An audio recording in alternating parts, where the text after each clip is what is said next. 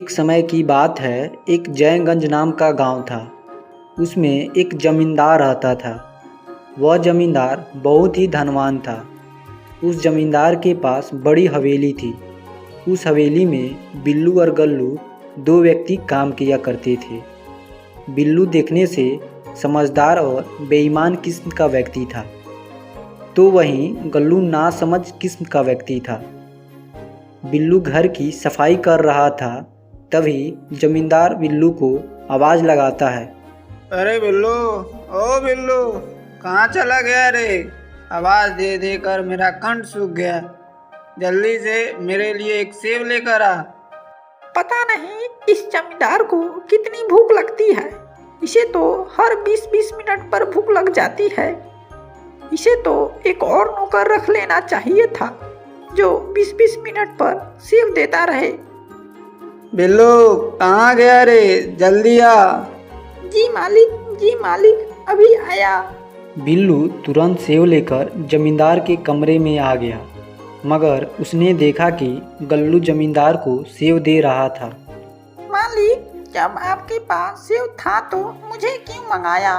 ना समझ कहीं के, तुझे तो आवाज़ लगा लगा कर और ज़्यादा भूख लग रहा था, तब मुझे फिर गल्लू को आवाज़ लगानी पड़ी।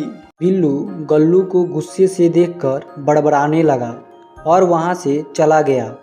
बिल्लू अंदर ही अंदर गल्लू से बहुत ज़्यादा जलता था।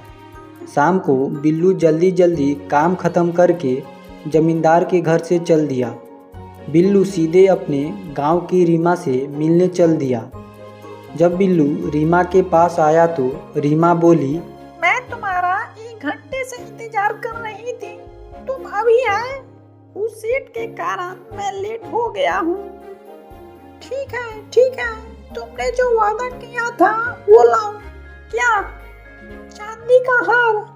मैं सेठ के घर काम करता हूँ, ना कि मैं सेठ हूँ। ठीक है, तो मेरे पीछे गांव का सुहाग पड़ा है, वो मुझे चांदी का हार भी देगा, तो मैं उससे ही शादी करूँगी। यह बोलकर रीमा वहाँ से चली जाती है। बिल्लू उसी पेड़ के नीचे बैठकर सोचने लगता है, अब मैं चांदी का हार कहाँ से लाऊं? अगले दिन गल्लू जमींदार के घर पे काम करने चला जाता है। तभी मालकिन आवाज़ लगाती है, बिल्लू कहाँ है रे? तभी गल्लू आता है मालकिन के पास। मालकिन, अभी बिल्लू भैया नहीं आए हैं। ये लो चांदी का हार और जाओ सुनार को दे देना, मैं उससे बात कर ली हूँ। गल्लू वहाँ से चला जाता है। गल्लू रास्ते से जा रहा था तो उसे बिल्लू मिलता है। अरे बिल्लू भैया, आप यहाँ हैं, मालकिन आपको बुला रही थी। ठीक है, मैं जा ही रहा था सेठ जी के घर। तुम कहाँ जा रही हो? बिल्लू भैया, मैं जा रहा हूँ सुनार के पास। मालकिन ने मुझे चांदी का हार दे दिया है और बोली है कि सुनार को दे देना। बिल्लू मन ही मन सोच रहा था कि चांदी के हार को चुरा लेता हूँ। फिर सोचा कि अगर मैं पकड़ा गया तो सेठ मुझे नौकरी से निकाल देगा और चांदी के हार भी ले लेगा। यह सोचकर बिल्लू वहाँ से चल देता है। जब बिल्लू सेठ के घर पहुँचता है तो साफ सफाई करने लगता है।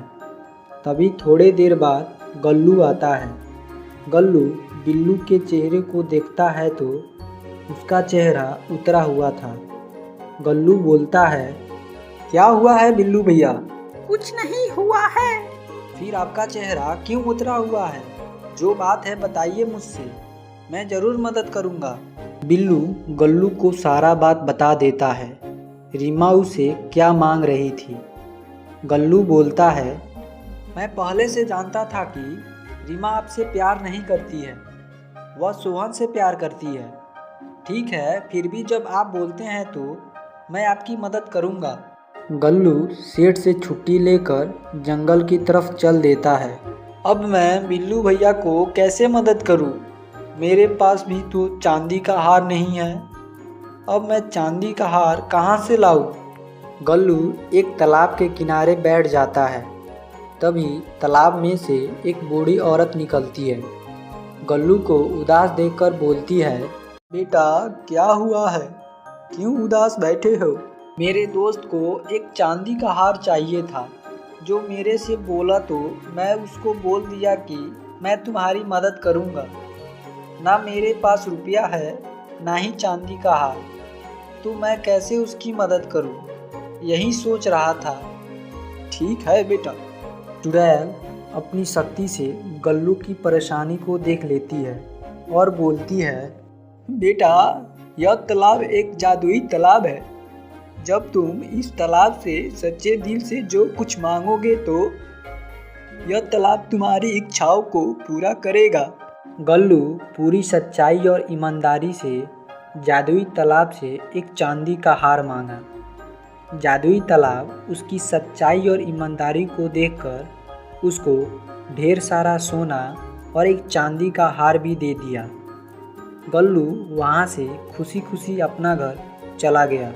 अगले दिन जब सुबह हुई तो गल्लू चांदी का हार लेकर सीधे बिल्लू भैया के घर चला गया। बिल्लू भैया गल्लू के हाथ में चांदी का हार देखकर बहुत ज़्यादा खुश हुआ। गल्लू चांदी का हार बिल्लू भैया को दे दिया।